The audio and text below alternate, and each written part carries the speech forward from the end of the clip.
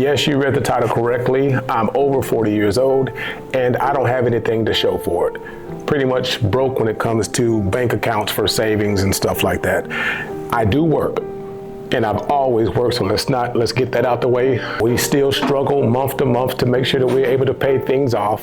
This is not a story about being sad, so I'm not gonna be sad on here. This is more of lessons that I've learned the hard way. Yeah, I played professional football, but that was way back in the day. It was gone in probably less than 3 months. Every Tuesdays we receive a check, and I did not want to listen to my financial advisor at the time. He was telling me that I can spend X amount of money, but I wanted to spend a little bit more. So I ended up firing my financial advisor, dumb decision, because I wanted to be able to manage my money on my own. So after taxes, if I had about $7,500 or $8,000, that week I'll go ahead and blow $6,000 to $7,000 of it. We'll go buy the throwback jerseys, fresh pair of shoes, heading out to the club, eating good, eating out all the time. Not realizing that that money is not going to last forever. So when I stopped playing, I had a little bit of money saved up. So I went ahead and got an apartment, went ahead and paid for it the entire year. And then I was still out there trying to eat and do things and do stuff for other people, not realizing that that money is going to be gone. And after that, that's really where I started to gamble. Not gamble as in go to casino gamble. I'm talking about 15 years of thinking that I'm some type of entrepreneur without really having a plan towards being an entrepreneur. And I was doing some personal training, and that's where I met my first business partner, a teacher at Middle Tennessee State University of entrepreneurship, and her husband who did roofing. So we decided to partner up, and we ended up opening up a hot dog restaurant called Around the Way Dog. So basically our overhead started becoming way too much because we had too many food orders. We had the building that we had to pay for. We had employees that we had to pay for.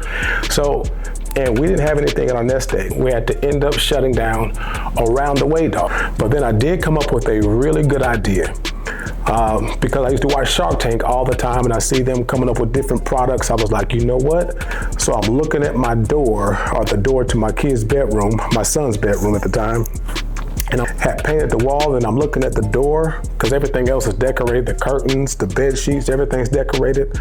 And I'm like, that door needs some love. So I came up with door huggers. So what it did was, it was a fabric that covered the entire length of the door with a very big design on both sides, and it will cover the door like that, and the door will be able to close and everything. And once I was able to do it, I found someone to sew the stuff up.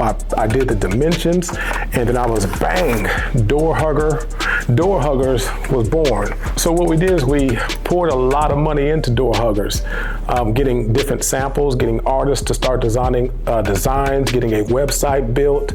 We went all in on Door Huggers thinking that it was going to be the next thing. Is after paying for designers and different designs, and after getting in all the samples from over in China, we're thinking that everything's good. We got the dimensions down. They sent several samples to us, so we like, okay, we got it. So we made the choice to make a large order. Order comes in, I'm excited, I'm pumped, because I'm like, I'm about to sell these things, about to get this thing going. Then we go to put it onto the door, and the dimensions were off. They made those samples correctly, but when it came down to making the large order was completely off. It wasn't covering the door. Some of the fabric was coming in and going down like that, so you could still see some of the door.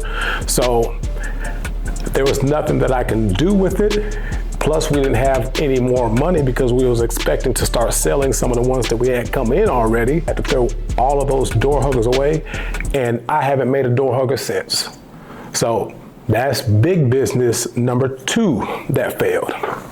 Now, the entire time I was always working job. So I always worked as a teacher, but me being a military child, moving around all my life, I decided that I wanted to move the family to Georgia. So I just finished up Barber school. We moved down to Georgia. I'm looking around in the area, driving around town, and we see a building for sale. We see a building with barber stuff in it for rent.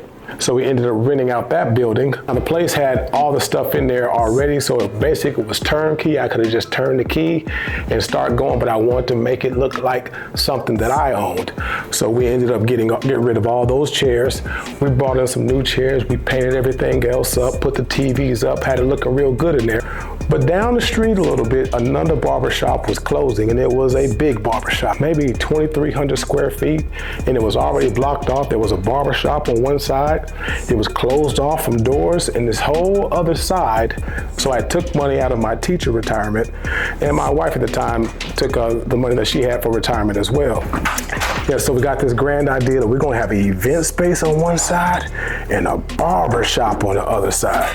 That all the lights that were in the barber shop, we had them all rewired. The lighting looks good, the floor looks good, the painting looks good, everything has its cohesiveness. We got the chairs looking good, the mirrors, everything looking good. We started purchasing stuff for the event space. We bought chairs, we bought tables.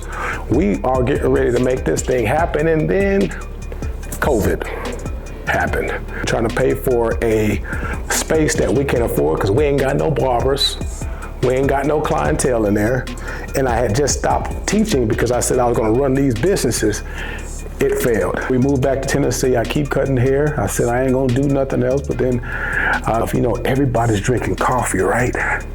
So what if we did chopped on one side and brewed on the other side?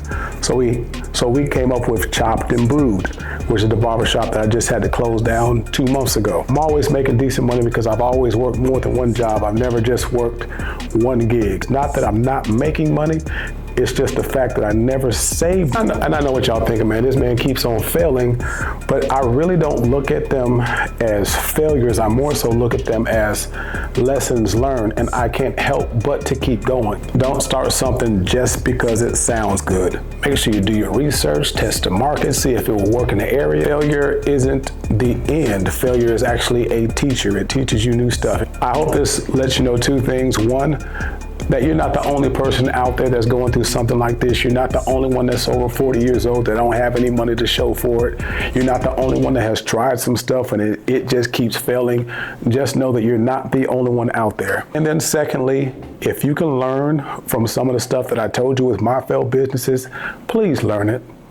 Don't just take chances just to take chances. Understand that you can keep going. If being a YouTuber or a content creator, keep going. The reason I'm doing YouTube is because I'm more so betting on myself. I feel like I make decent enough content that might reach a certain demographic of people, might reach a certain age group. So if you like my content, y'all do me a favor, go watch another video. It's Dewan, and I'm out.